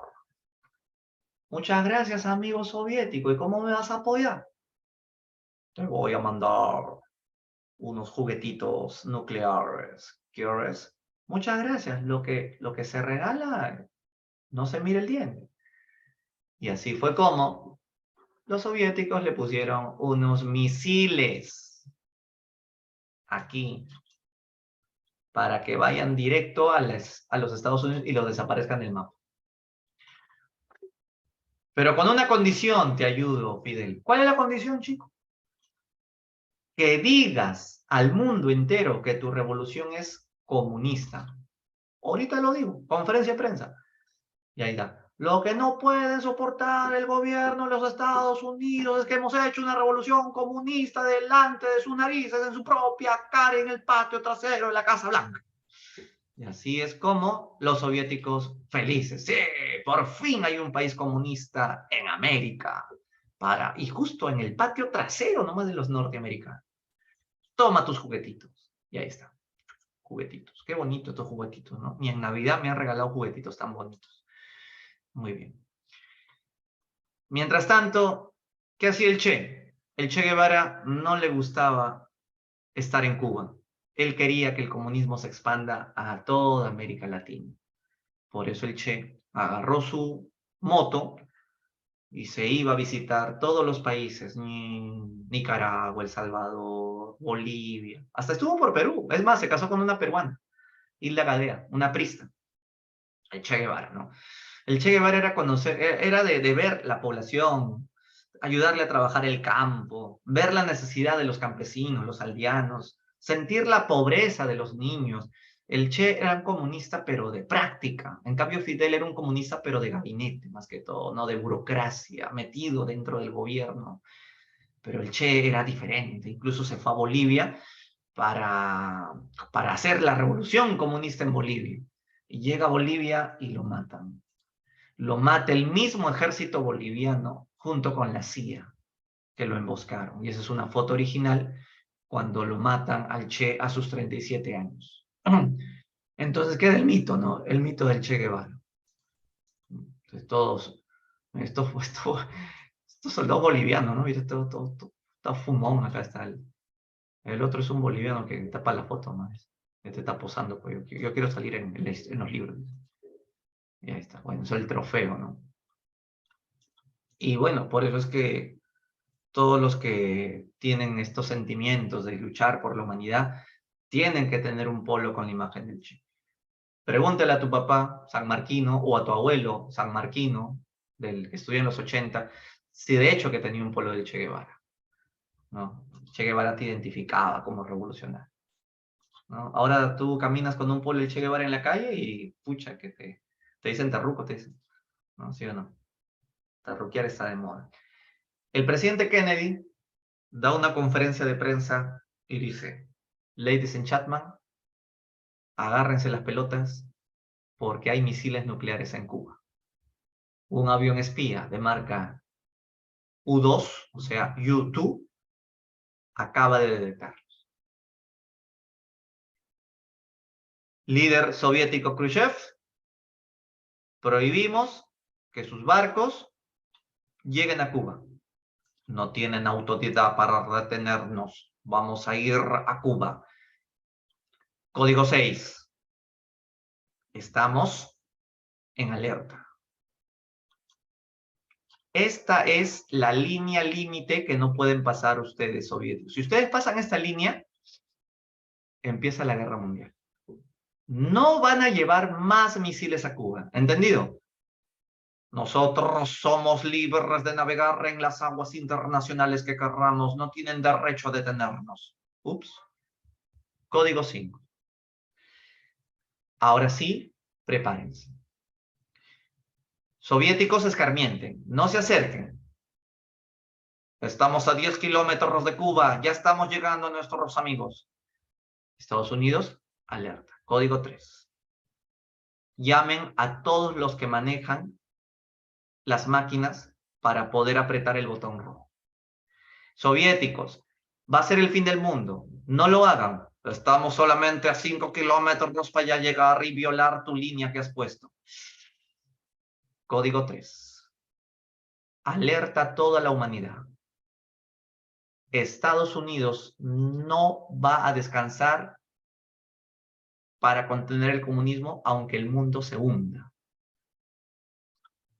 Khrushchev, escarmienta, la humanidad va a desaparecer. No lo hagas. Estoy solamente a 1 kilómetro para violar tu línea. Estados Unidos, código 2. Todos los ingenieros y técnicos que tengan el dedo en el botón rojo, aprietas el botón rojo y se abren las compuertas y salen los misiles desde Estados Unidos hacia Moscú. Adiós, mundo. Y lo peor, todos tenían televisor ya en esta época. Todos viendo cómo el mundo estaba a punto de ver su final. Solamente faltaban 500 metros, 400 metros, 300 metros, 200 metros, 100 metros. Los barcos soviéticos, el mundo estaba sudando la gota fría y a los 10 metros los barcos soviéticos dan media vuelta y se retiran. El mundo por fin pudo respirar. ¿Pero qué crees? Al día siguiente, los barcos soviéticos regresaron. Era broma, ahora sí ya vamos. Otra vez. Kennedy llamó directamente por teléfono. Oye, Nikita Khrushchev, ¿cómo es la cosa? O sea, no jodas. Ya, ¿cómo vamos a solucionar esto? Y Khrushchev le dijo, ¿qué quieres, Kennedy? Saca tus misiles de Cuba. Si yo saco mis misiles de Cuba, tú tienes que sacar tus misiles de Turquía. Oye, ¿qué? ¿Qué crees, Kennedy? Que yo no sé que tú tienes misiles en Turquía que van directamente a Moscú, pero son parte de la OTAN. De la OTAN me vale madre tu OTAN. O sea, tú criticas mis misiles de Cuba y tus misiles de Turquía. ¿Ah? Penn Davis, saca tus misiles de Turquía y yo saco los de Cuba. Kennedy, ¿qué dijo? Pucha, chamay, me descubrieron. Ya, sacó los misiles de Turquía y Khrushchev sacó los misiles de Cuba. O sea, es que tanta vaina, Estados Unidos también tenía sus misiles ahí. Claro, la humanidad estaba contenta. Uf, nos salvamos por un pelito. El único que no estaba contento era Fidel. ¿Qué pasó, chicos? Lo que se regala no se devuelve. Yo estaba a punto de ver desaparecer a los Estados Unidos. ¿No? Así no, Fidel se molestó pues, con la urna. Pues. Claro, pues lo que se regala no se devuelve, pues lo sacó. Bien, entonces, esa fue la crisis de los misiles en el año 62. Y luego de esto, una foto increíble. Kennedy visitando a Khrushchev y dándose la mano para iniciar la llamada coexistencia pacífica. ¿Qué significa eso? Si la humanidad está a punto de morirse por una guerra nuclear, lo mejor es no desarmar las armas nucleares. Tampoco lo mejor es empezar una guerra mundial. No es la mejor idea. ¿Cuál es la mejor idea? Coexistir. Estados Unidos tiene sus armas, deja que la URSS tenga sus armas y coexistamos mutuamente. O sea, tiene que haber una distensión, un relajamiento. Profesor, pero ¿cómo va a haber relajamiento si hay armas nucleares en ambos países? Ya, pero mejor todavía. ¿Por qué? Porque mientras más armas nucleares tengan los dos países y al mismo tiempo, por ejemplo, si la URSS tiene 10 millones de toneladas de armas nucleares, Estados Unidos también tiene que tener 10 millones de toneladas de armas nucleares. Y es bueno que los dos estén igualmente armados. ¿Para qué? Para que no haya guerra. O sea, la mejor fórmula para que no haya guerra mundial es que ambos estén igualmente armados. Porque saben que si en caso de que estalle una guerra, van a morir todos. Nadie va a ganar esta guerra. El planeta va a destruirse. Mira, la cantidad de armas nucleares que tenía la humanidad era capaz de destruir la Tierra 8 veces. La Tierra bombardeada 8 veces. O sea, explosión 8 veces. O sea, sabían que, o sea, hay que ser inteligentes. Pues. Ya, ¿no quieres desmantelar tus armas nucleares? Ya, simplemente manténlas, pero nunca las uses. Trato hecho. Esa fue la distensión, la coexistencia pacífica. Para lograr ello, crearon un teléfono, el teléfono rojo, donde desde Estados Unidos directamente llaman a Moscú. Entonces Kennedy llama, ¿no? Hola, Khrushchev, ¿qué tal amaneciste? Acá comiendo pan con jamonada. Oh, sí, chévere, yo voy a comer mi Kentucky. Todo bien, chévere, todo tranquilo, coexistencia. Oh, chévere, happy, chévere. Ok, queda, hablamos después. Entonces, esa es una forma de establecer una buena relación. El teléfono rojo, aunque en realidad era blanco, ¿no? No sé por qué le pusieron rojo, son estupideces de la Guerra Fría. Bien, entonces la coexistencia pacífica es la distensión, ¿no? Para relajarnos un poco, porque la crisis de los misiles había generado mucha tensión. Imagínate que esto causó una... Tú vas a decir, profe, qué tontería la que iba a decir, pero por culpa de esta foto surgió Sendero Luminoso. Ah, ¿por qué? ¿Por qué crees? ¿Por qué crees lo que estoy diciendo? No estoy loco, ¿ah? Por culpa de esta foto surgió el terrorismo en el Perú. ¿Por qué? O sea, indirectamente, pues indirectamente. ¿Sabes por qué?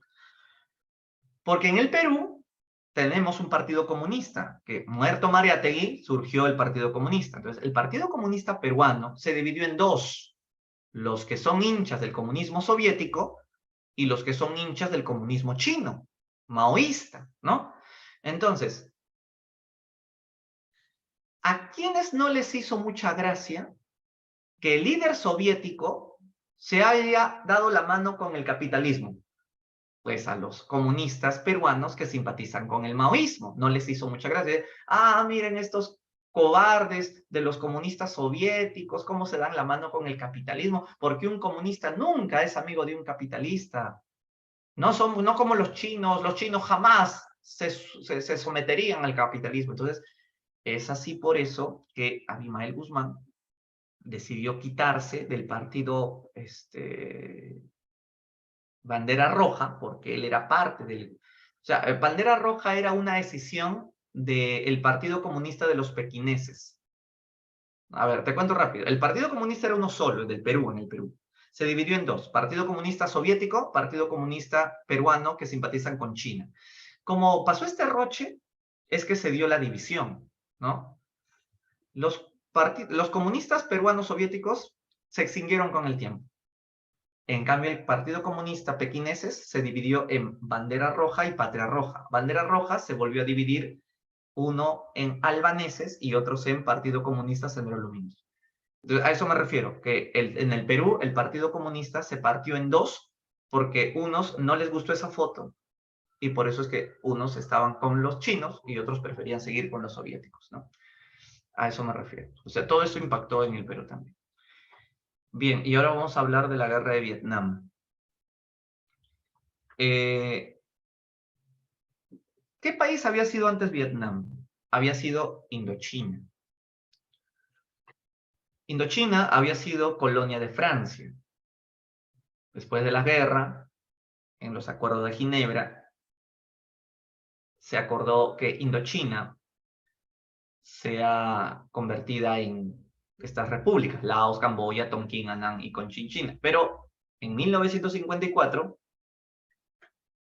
Tonkin, Annan y Conchinchina se convierte en Vietnam. En los acuerdos de Ginebra es que se partió a Vietnam en dos países. O sea, todo esto había sido Indochina. Y este es Ho Chi Minh. Ho Chi Minh es el indochino que luchó contra los franceses para independizarlo, porque, repito, Indochina había sido colonia de Francia. Entonces Ho Chi Minh expulsa a los franceses y de paso a los japoneses, ¿eh? Porque los japoneses habían invadido como parte de su deseo expansionista. No estoy hablando antes de que empiece la Segunda Guerra. Entonces, Ho Chi Minh derrota a los franceses, derrota a los japoneses, libera su país y ya después de que termina la guerra, en los acuerdos de Ginebra y Suiza, se convierte esto en Vietnam del Norte y comunista y Vietnam del Sur capitalista. Vietnam del Norte invade a Vietnam del Sur porque quería que todo sea comunista. Estados Unidos no sabía si entrar a ayudar, como había hecho con Corea, ¿no? Otra vez ayudar ahora a Vietnam del Sur y ayudamos a Corea, ¿ahora qué hacemos? El presidente era Kennedy. Vietnam del Norte entra a Vietnam del Sur y Kennedy es asesinado. Mientras Kennedy se debatía entre, ¿entro a la guerra, ayudo o no ayudo? Lo matan a Kennedy. ¿Quién mató a Kennedy? ¿Por qué lo mataron a Kennedy? puedes poner todas las hipótesis que tú tengas. Hay tres hipótesis fuertes. Que a Kennedy lo mató la CIA por haberse demorado en entrar a la guerra de Vietnam. Segunda hipótesis, que a Kennedy lo mató la CIA porque Kennedy se portó como un cobarde cuando invadió a Cuba y como fue derrotado ante Fidel Castro, los magnates norteamericanos perdieron miles de millones de dólares porque Fidel estatizó la Texaco, la Shell y todas las empresas que tenían estos magnates en Cuba. Y por eso la cólera era contra Kennedy, porque Kennedy no tuvo la fuerza de hacerle el golpe de Estado a Fidel Castro ni matarlo para que las inversiones gringas se recuperen. Esa sería una segunda hipótesis. Y la tercera hipótesis es que lo matan a Kennedy porque ese día iba a dar en Dallas una conferencia de prensa donde iba a confesar la existencia de extraterrestres en el Área 51, porque en el 1947 cae un platillo volador en esta zona de Roswell, y justo Dallas está cerca de Roswell, y él iba y un día antes había dicho, mañana voy a dar una conferencia de prensa porque el mundo ya tiene que saber su gran verdad. Ya no podemos seguirle ocultando a la humanidad esta gran verdad. Pero diga, presidente, ¿de qué verdad? Mañana en Dallas lo daré mi conferencia. Estaba yendo a dar la conferencia y lo mata. ¿Cuál es para ti la hipótesis más probable que por qué mataron a Kennedy? El platillo cayó en 1947, más o menos. Sí. Ya, lo del platillo. Yo creo más por lo de la segunda, por el tema de Cuba, creo yo. Pero bueno, está bien que crean en alienígenas ancestrales y todo eso, ¿no? Sí, mucho show y ven ustedes, ¿no? En Radio Capital. Ya, pero está bien ahí. Está bien, siguen viendo esas cosas de Choi. Emilio, ¿cómo se llama? Emilio Choi, ¿cómo se llama? El gordito este. Ya, entonces muere Kennedy y entra ¿cómo se llama este? Johnson. Después de Kennedy asume el gobierno de Johnson y Johnson entra a la guerra. Ok, Anthony. Entonces Johnson entra a la guerra y de Vietnam, ¿no? Y empieza pues la guerra horrible. Ahora, los Vietcong, que es el nombre que reciben las guerrillas comunistas de Vietnam del Norte, pidieron una tregua solo por un día para celebrar el Año Nuevo. Ellos celebran el Año Nuevo el 30 de enero, porque es el Año Nuevo budista, la fiesta del Tet, le dicen allá. Y ya pues dijeron, por ese día vamos a hacer un alto el fuego. El día que tenían que hacer alto el fuego, más bien atacaron los Vietcong. Astutos, ¿no? Los Vietcong, ¿no? Atacaron el día que los vietnamitas del sur creyeron que iba a haber día de paz, ¿no? Estados Unidos no pudo ganarle la guerra a Vietnam del Norte porque el territorio es una jungla y solo podían destruir aldeas, bombardear, pero luego a los pocos días esa aldea que había destruido, los norteamericanos volvía otra vez a instalarse, las aldeas otra vez estaban, y además los Vietcong salían por lugares que ni siquiera sabían los norteamericanos cómo llegaron hasta acá tan rápido, ¿no? Sí, es cierto, Sergio. No tengo ahorita los detalles, pero siempre ha habido esto, ¿no? Incluso Hitler se salvó dos veces de que iba a ser asesinado. Fidel, de hecho, que también, ¿no? Antauro también, ¿no? Ya, perdonen por meter a Antauro en la clase, no puedo con mi gente. Lo que hacían los norteamericanos era tirar napal desde el aire, que el napal es querosene gelatinizado, y lo peor es que caía sobre población civil. Esta foto ganó un premio porque el reportero que tomó la foto de la niña que está con la piel colgada y pelada es porque le ha caído el napal. Entonces, así es como se pudo ver que los norteamericanos eran tan terroristas como los comunistas de Vietnam del Norte. Entonces los norteamericanos se jactaban de decir que somos los que defendemos la paz y los derechos humanos, y miren, ahora son ellos los criminales, matando gente inocente. Y lo peor es que la guerra de Vietnam fue televisada. Entonces, el reportero la llevó y la curó a la niña. La niña creció, es adulta y da conferencias recordando, es una de las defensoras de los derechos humanos actualmente, esta señora vietnamita. No me acuerdo su nombre ahorita, algo de Com, no sé cómo se llama. Investiguen por internet. Y entonces Estados Unidos empieza a protestar, no a la guerra, no a la guerra, porque la guerra, mi país es un criminal, mi país es terrorista, mi país viola derechos humanos y dice que defiende los derechos humanos. Los jóvenes que estaban en edad militar, porque el servicio militar era obligatorio, se negaban a ir a la guerra de Vietnam. Empezó la moda hippie, preferimos drogas, hacer sexo y full rock and roll antes que estar matando a alguien. Por eso se hizo el concierto de Woodstock, donde todo era droga, sexo, en pleno concierto de rock. 3 días de amor y paz, ¿no? Entonces, los grandes cantantes rockeros como Jimi Hendrix, Carlos Santana, Janis Joplin, ¿no? Fueron 3 días de locura en Gusto, ¿no? Entren al video completo, el concierto de Gusto, ahí vean todos los excesos que se hacían, cómo se... Ahí. Pero es que eso es mejor que estar matando a alguien, ¿no? La vida está para disfrutarla, ¿no? Ok. Ese Carlos Santana, mira, jovencito, bien flaco por la marihuana que se metía, ¿no? Ahora Carlos Santana está viejo ya, pero su guitarra siempre ha sido una guitarra, una bestia de guitarra, ¿no? La que sí. Bien, descubrimos finalmente el secreto de los Vietcong, que tenían unos túneles secretos. Por eso es que Estados Unidos no pudo ganar la guerra. Como hormigueros tenían sus túneles. Entonces un norteamericano caminaba por acá, mirando los árboles, no vaya a ver que haya un soldado ahí entre los árboles escondidos, mientras está caminando pisa mal y se cae, digamos, ¿no? Se cae. A ver, ¿cómo es esto? Ah, ya, se cae por acá y queda pues ahí, ¿no? Ayuda, ayuda. Y vienen los soldados y le meten ¿no? Así entre la entrepierna y luego lo jalan y ya, pues.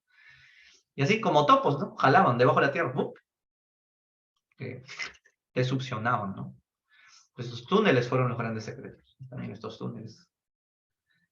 Bien, entonces Estados Unidos se retira, una humillante derrota. Estados Unidos dice que no perdió la guerra, sino que se quitaron porque la guerra estaba aburrida, ¿no? Más floreros. Fue la peor humillación que le dio un país. ¿Cómo es posible que un país tan pobre humille a la potencia mundial? Y es que si quieren saber cómo derrotar a un enemigo sumamente superior a ti, lean las estrategias de Sun Tzu, El arte de la guerra. ¿Alguien ha leído ese libro? Sun Tzu, El arte de la guerra. Sun Tzu te da estrategias de cómo derrotar a tu enemigo cuando es sumamente superior a ti, ¿no? Solo te digo una. El hecho de que tu enemigo se crea superior a ti ya es una ventaja para el que cree que es inferior. Porque como el enemigo se cree superior, va a tener exceso de confianza. Entonces ya estás ganando. El inferior ya le está ganando la guerra al superior porque el otro se cree suficiente en confianza que va a ganar. Otra estrategia. Ataca mientras tu enemigo duerme. Y huye de día porque tu enemigo está despierto. De día, huye. Cuando tu enemigo duerme, ahí ataca, ¿no? Esas son estrategias. Lean el libro completo, sí. Y entonces los Vietcong entendieron esta idea del chino o Sun Tzu. Bien, y así fue como Vietnam se unifica. Hoy día existe una sola Vietnam. Y bueno, esta única Vietnam es la que es el país menos democrático del mundo actualmente, ¿no? No es como Corea que quedó partido en dos, ¿no? Acá sí fue totalmente unificado. Vamos a dejarlo hasta acá. La segunda parte lo veremos en nuestra próxima y última clase, desde Revolución China hasta ya el siglo XXI. Vamos a hacer algunas preguntas antes que se vaya la hora. Acá está la práctica.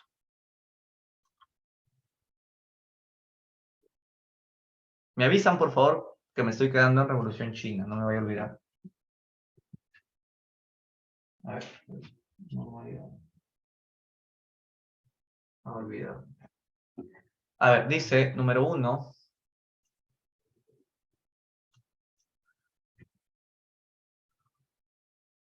A ver, en los planes de expansión entre los nazis y los soviéticos había un pacto que firmaron de no agresión, pero que tenía una cláusula secreta.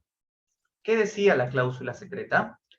La repartición de Polonia cuando empiece la guerra. Correcto. 2.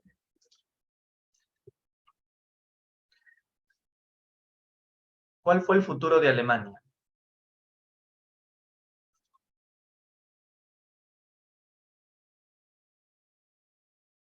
No lo sé, Gabriel. Soy un ignorante en frases. Y ya. ¿Cómo hacer para que Alemania no vuelva a rearmarse? Pues desmantela las fábricas de armas. Y esa sería los oligopolios industriales. Correcto. Ya, 3. ¿Cuál fue la batalla en la que fue la derrota terrible para el ejército alemán? Fue Stalingrado. 4.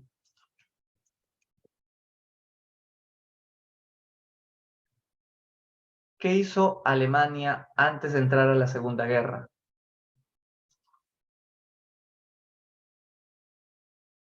Es la misma pregunta que la 1, solo que de otra manera.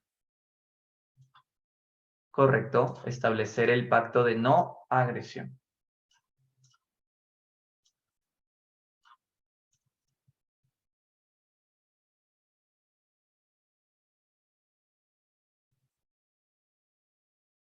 ¿Por qué Estados Unidos y la URSS se hicieron aliados en la Segunda Guerra si tenían ideologías totalmente opuestas?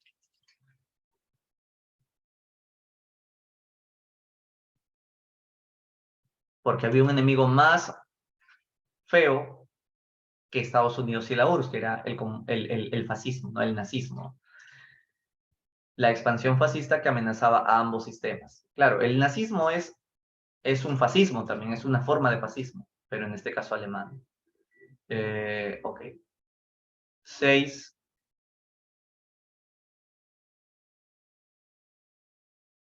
¿Qué caracterizó la Guerra Fría?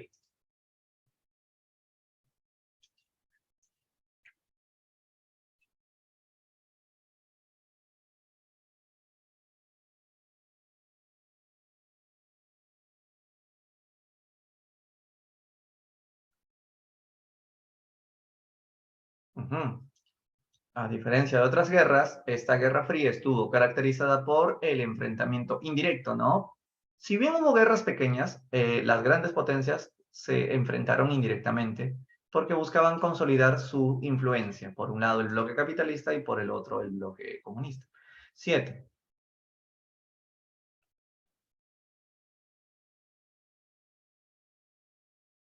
¿Cuál era la justificación de los nazis para matar judíos?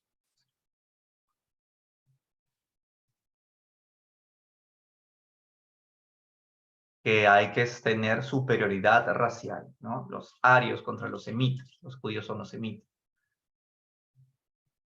A ver, la 8 todavía no la vamos a hacer porque aún no llegamos al fin de la guerra. A ver, hagamos primero la 9. El Plan Marshall.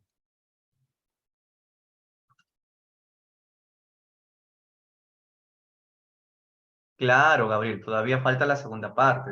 Falta Revolución China, descolonización africana, caída del muro, la URSS, que cae también, la perestroika. Falta todavía la segunda parte. Ya, el Plan Marshall permitió la reconstrucción de Europa Occidental. La descolonización también lo vemos la próxima.